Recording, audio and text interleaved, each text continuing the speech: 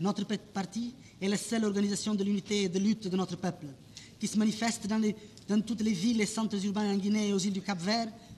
depuis le 25 avril pour l'unité, pour l'indépendance immédiate sous la bannière du PAIGC. Malgré cette réalité,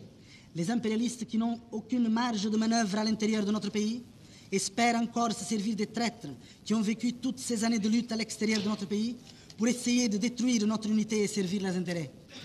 C'est pourquoi la fermeté et la vigilance de l'Afrique ne doivent pas nous faire défaut en ce moment décisif de notre lutte. Il faut que nous soyons conséquents et fermes dans la défense des principes définis par le Comité de libération de l'OIA, qui considère les vrais mouvements de libération, ceux qui se sont battus et se battent encore pour l'indépendance de leur pays, comme les seuls représentants de leur peuple dans la solution du conflit qui les oppose à l'État portugais. L'unanimité du soutien accordé par les États indépendants d'Afrique à la proclamation de notre État a été décisive pour sa reconnaissance de jure par 84 pays membres de la communauté internationale. Au nom de notre peuple et de tous les combattants de la liberté de notre pays, il nous est agréable de vous exprimer, Majesté, Excellences et chers frères,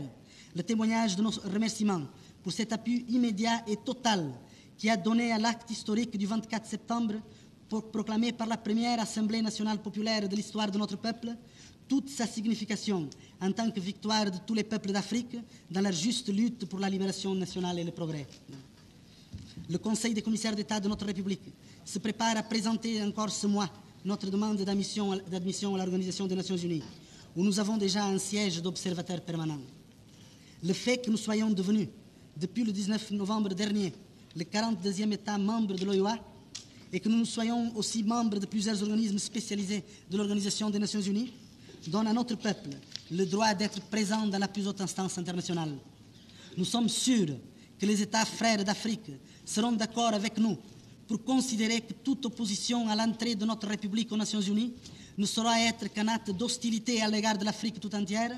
et que nos peuples ne pourront être indifférents à une telle prise de position qui niera les principes secrets, souverains et unanimement définis par l'ensemble de nos États sur la base des lois internationales de notre temps et de la Charte des Nations Unies.